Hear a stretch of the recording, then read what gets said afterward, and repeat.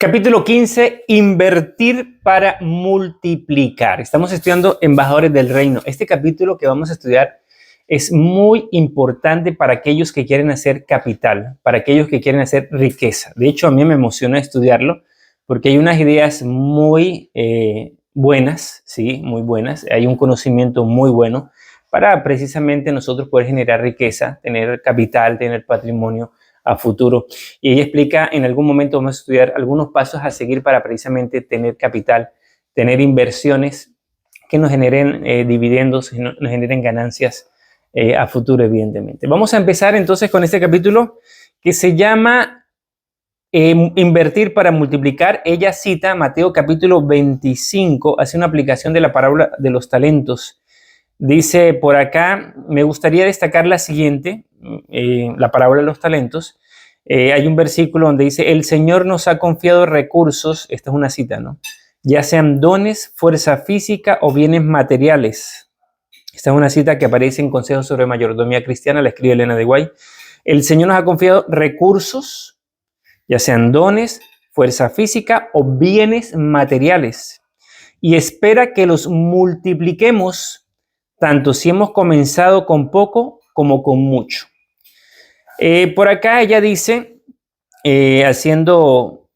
dice por acá, hablando específicamente de los bienes materiales, ¿cómo hacer para multiplicarlos? Observa, en la misma parábola encontramos algunas respuestas, y aquí está el versículo 16 y 17 de Mateo capítulo 25. El que había recibido los 5 talentos enseguida fue y negoció con ellos y ganó otros 5 talentos. Asimismo, el que había recibido los 2 talentos ganó otros 2 talentos. Claro, este versículo y esta parábola siempre hacemos la aplicación al tema de los dones, las capacidades que tenemos nosotros para hacer cosas para glorificar a Dios o para bendecir a los demás, sean dones o talentos, o sea, esas capacidades que hemos adquirido con las que nacimos también. Sin embargo, me llama la atención cómo Camila aplica esos versículos y esa parábola en especial, la parábola de los talentos, al asunto de la multiplicación de los bienes materiales, es decir, a generar riqueza, para entenderlo de una forma más clara. Y cómo el que tiene 5 puede generar otros 5, el que tiene 2 puede generar otros 2. Por acá ella dice, además del resultado alcanzado, algo caracterizaba a esos 2 siervos exitosos. Ambos fueron inmediatamente a negociar los talentos recibidos. Palabra clave, inmediatamente.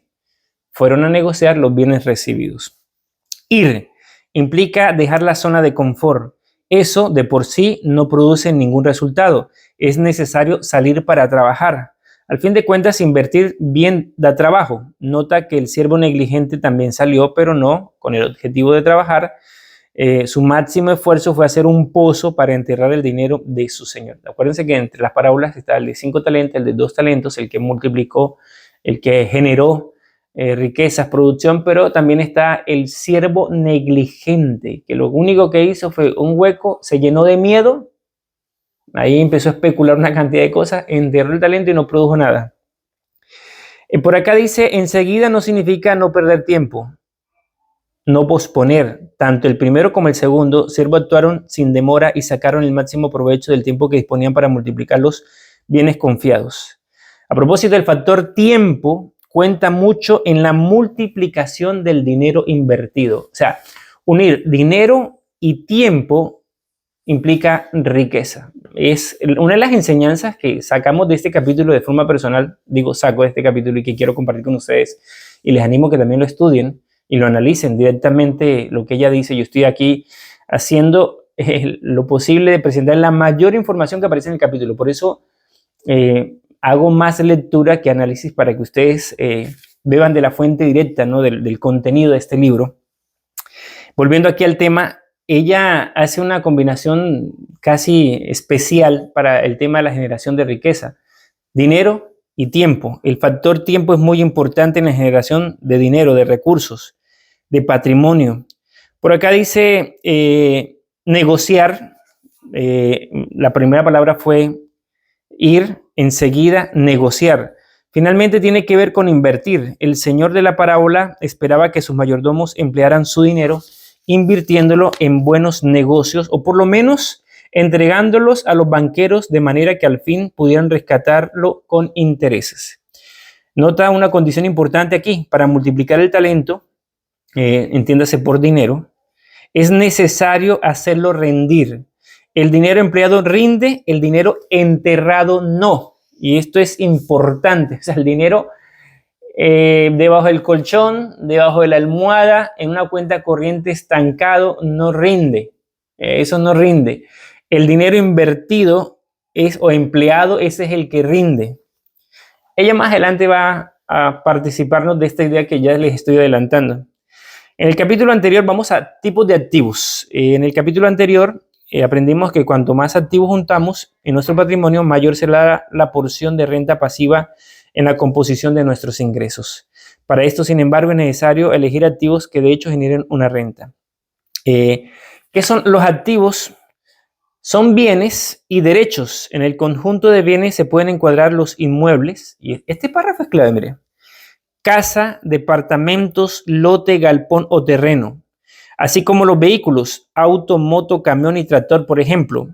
Además de las plantaciones, ganado, equipos de valor, metales preciosos y el propio dinero guardado en casa. Por su lado, en el conjunto de derechos están, por ejemplo, las inversiones financieras y las participaciones en negocios empresariales. Una vez comprendido esto, ¿podemos decir que el dinero es un activo? Sin lugar a dudas, aunque no necesariamente del tipo que genera una renta, dependerá de dónde esté. Si se esconde debajo del colchón, ya lo que estamos diciendo ahorita, o si lo olvida en una cuenta corriente, no generará ninguna renta y posiblemente, y según algunos pueblos, algunos países más bien, si el gobierno es malo, entonces la inflación se va a disparar y la moneda se va a devaluar, así que eso es terrible.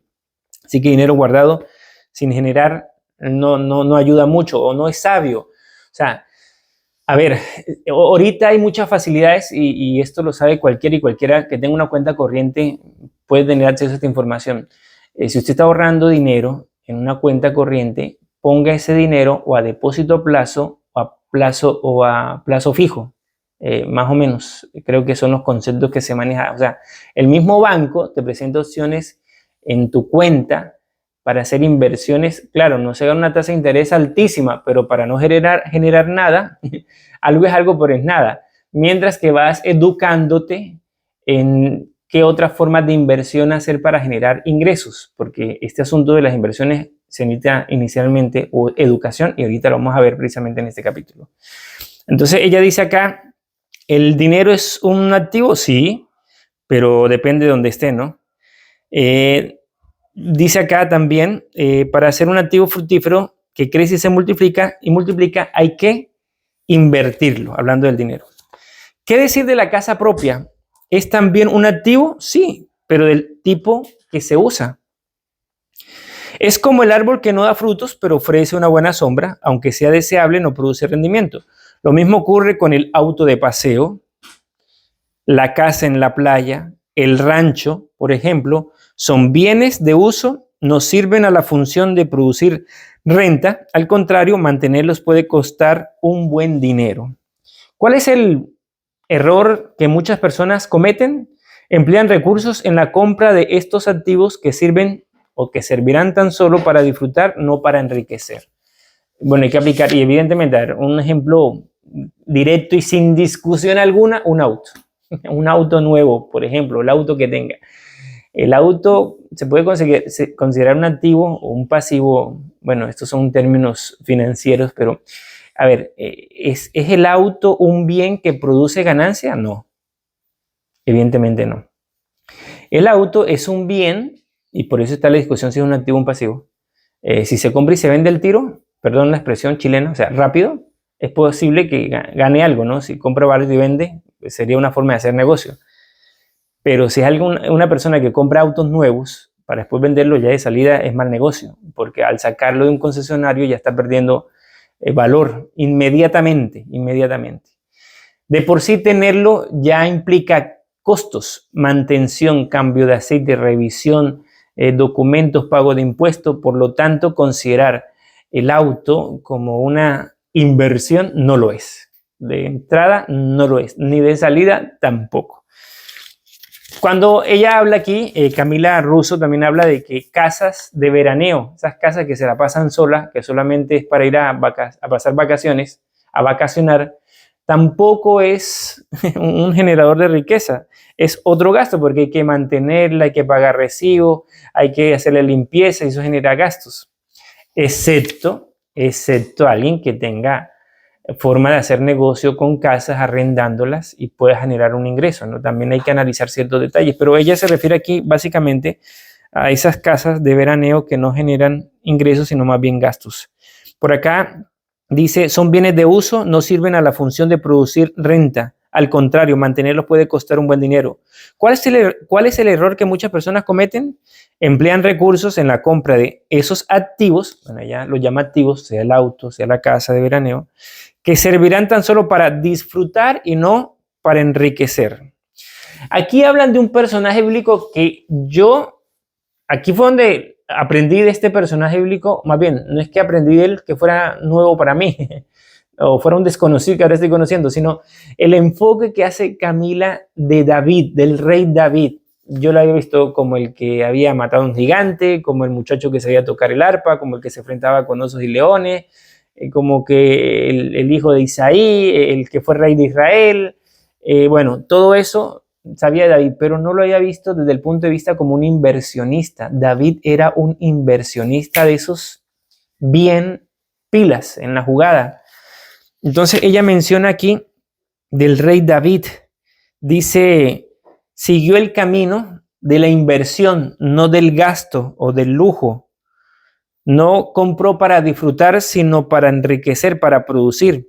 Ya que el Señor lo hacía prosperar, David poco se preocupó por emplear su dinero en la ampliación y decoración de su palacio. Me llama la atención esto, ¿no? O en la reconstrucción o construcción de una casa de verano. Por ejemplo, en lugar de eso, eligió invertir a fin de multiplicar la riqueza que el Señor le permitió adquirir. Tanto es así que al descubrir el trabajo de los oficiales que administraban las propiedades de David, la Biblia no menciona casas, ni carruajes, ni caballos, cosas que los ricos ostentaban en aquella época. Al contrario, lo que se destaca son los varios emprendimientos del rey, entre los cuales había cultivos, emprendimientos, inversionistas, un hombre de negocios, viñedos, plantaciones, rebaños, Primera Crónica 27, 25 al 31, activos que generaban rendimientos. O sea, ¿dónde se pone la platica? Por eso hay que educarse y aplicar también un poco de criterio. Y muchas veces nosotros invertimos, bueno, metemos la plata para lujos sin pensar en producir, sino para comodidades sin pensar en que genere ingresos. David es un ejemplo interesante, ¿no? De cómo el hombre, en vez de, como dice aquí Camila, en vez de hermosear su palacio, comprar carruajes, los mejores carruajes y el lujo, ¿no? Él más bien invertía en los emprendimientos que tenía y eso le generaba él riqueza. Invertía precisamente acá, ¿no? En cultivos, en ganado, en crías, y eso le ayudaba a él generar riquezas. El consejo bíblico para nosotros está en Proverbios 24, 27. Arregla tus negocios en la calle y realiza tus tareas en el campo, y luego podrás construir tu casa. Oh, interesante, mire, esto lo dice la Biblia, versión Dios habla hoy, dice Proverbios 24, 27. Arregla tus negocios en la calle. No tome la expresión en la calle como a lo malo, no. O sea, vaya a trabajar, o sea, arregla tus negocios afuera, tus tareas en el campo, y luego podrás construir tu casa. En este versículo podemos observar claramente que antes de buscar poseer activos de uso, como una casa, por ejemplo, necesitamos dedicarnos a aquello que de hecho nos hará ganar dinero. Los negocios en la calle, es decir, inversiones, es la aplicación, y las tareas en el campo, es decir, el trabajo. El versículo 24-27 de Proverbios, en la versión Dios habla hoy, vuelvo y lo repito, dice, arregla tus negocios en la calle y realiza tus tareas en el campo y luego podrás construir tu casa. Es decir, haga inversiones, trabaje para que entonces ahí sí pueda, generando riqueza, generando dinero, tener ahí sí las comodidades, en este caso, tu casa. Un patrimonio de uso, por más deseable que sea, es como un árbol que hace sombra, pero no produce frutos. Activos de esa especie proporcionan confort y estatus. Ninguno de ellos, sin embargo, ayuda a pagar las cuentas. No hay ningún problema con tener una casa, que quede claro. El problema es querer tener una casa antes de tener un ingreso Igualmente malo querer tener una casa antes de haber preparado un ambiente de mantenimiento y multiplicación de la riqueza. Así que en esta parte del capítulo, invertir para multiplicar, hay que tener claro en qué vamos a invertir, qué tipo de activos, aplicarle criterio, no algo que genere riqueza y no genere gastos. Ya hablamos un típico ejemplo, un claro ejemplo es el auto. Ese no genera ingresos, excepto que usted lo tenga trabajando como taxi o busque la manera de que se gane, ¿no? Con eso, puede ser. Si el ingreso es mayor que el gasto, pues podríamos decir que vamos bien, ¿no? En esa clase de inversión. Pero cuando se tiene un auto solamente para pasear con la familia, pues ya no es una inversión, sino que es un gasto. Vamos a mirar 4 pasos para multiplicar el patrimonio. 4 pasos para multiplicar el patrimonio. Primero, ahorrar. Primer paso, y durante todos estos capítulos, Camila Russo, en los capítulos anteriores, si algo por lo menos yo he aprendido es ahorre, y espero que usted también, ¿no? Ahorrar. Primer paso, ahorrar, grábeselo y aplíquelo, ahorrar. Tal y como ya vimos, significa separar una parte de los ingresos que no será consumida ni gastada. No tendremos nada para invertir si primero no ahorramos, obvio. Por lo tanto, antes de preocuparnos por llegar a ser buenos inversores, necesitamos preocuparnos por llegar a ser buenos ahorradores. Es decir, personas que viven dentro del presupuesto y priorizan el ahorro. Entonces, para ser buenos inversionistas, hay que ser buenos ahorradores. Segundo paso, estudiar. Y aquí cita a un personaje llamado Benjamin Graham. Él por acá escribe una máxima. Una operación de inversión es aquella que después de un análisis profundo promete la seguridad del principal y un retorno adecuado. Las operaciones que no atienden a esas condiciones son especulativas. Una operación de inversión es aquella que después de un análisis profundo promete la seguridad del principal, o sea, el monto invertido, y un retorno adecuado. Las operaciones que no atienden a esas condiciones son especulativas. Aquí Graham, en este caso, Benjamin Graham, llaman precisamente a estudiar.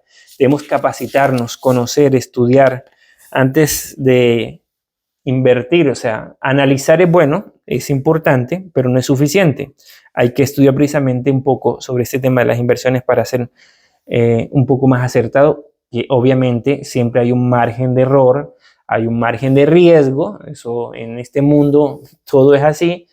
Pero se disminuye el margen de riesgo y de error si se estudia, si se conoce. Eso es clave. Por acá dice, y este versículo me llamó la atención, Proverbios 14:15 dice, solo los simplones creen todo lo que se les dice. Los prudentes examinan cuidadosamente sus pasos. Solo los simplones creen todo lo que se les dice. Los prudentes examinan cuidadosamente sus pasos. En otras palabras, a tener análisis, a no dejarse creer todo lo que ve, porque hay muchas ofertas en internet sobre inversiones que suenan magníficas, pero solo los simplones se dejan creer de todo lo que les dicen y los prudentes examinan cuidadosamente sus pasos. Vamos al tercer punto, es diversificar. Aquí dice diversificar. Por acá dice distribuir el dinero entre varias inversiones. Diversificar, o sea, no se meta en un solo rubro, en un solo activo. No, dice diversifique. ¿Por qué? Precisamente porque hay márgenes de error, hay márgenes de riesgo, hay márgenes de fracaso. En este mundo no hay nada seguro, no tenemos nada, ni la vida. Por lo tanto, el diversificar nos ayuda a tener un poco de tranquilidad. Por acá escribe Camila, dice, no sabemos qué sucederá mañana, así que por más que estemos seguros en cuanto a la calidad de una inversión, jamás deberíamos confiar únicamente a ella todos nuestros ahorros.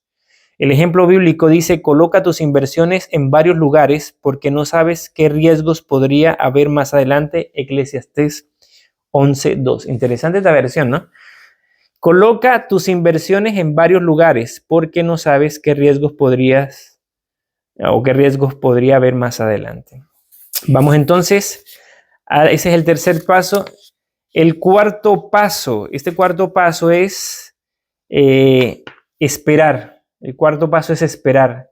Cuando se trata de inversiones, la multiplicación lleva tiempo. Por ejemplo, y aquí nos coloca ella unas tablas donde algunas inversiones con una tasa de interés del 0,50% al mes, ella coloca el ejemplo de $177 con una tasa de interés del 0,50% al mes. En 10 años se duplica, casi se duplica en 322. Solamente dejándolo ahí, $177. Dice que en 50 años se convierte en $3.532, los mismos $177, pero obviamente con los intereses acumulados. Y hay algo que se llama en finanzas interés compuesto, que es los intereses sobre los intereses. Entonces, cuando se tiene una plata y no se toca, va generando intereses, va ganando, obviamente va aumentando la cantidad y ocurre este efecto de interés compuesto, que es intereses sobre intereses, produciendo mayor ganancia. Por eso es que una inversión de $172, que usted lo único que hace, está obviamente colocando un ejemplo a 50 años, da $3.532 por el efecto que se conoce como interés compuesto. Este es un ejemplo. Aquí obviamente ella es como para tener una idea de lo que implica el ahorro. Hay otra forma de ahorrar, ella menciona por acá, es, supongamos que no tenga $177 para invertir, pero puedes hacer el esfuerzo de destinar $18 todos los meses para esa misma inversión que rinde el 0,50% al mes. Con esos parámetros, ¿qué efecto produciría?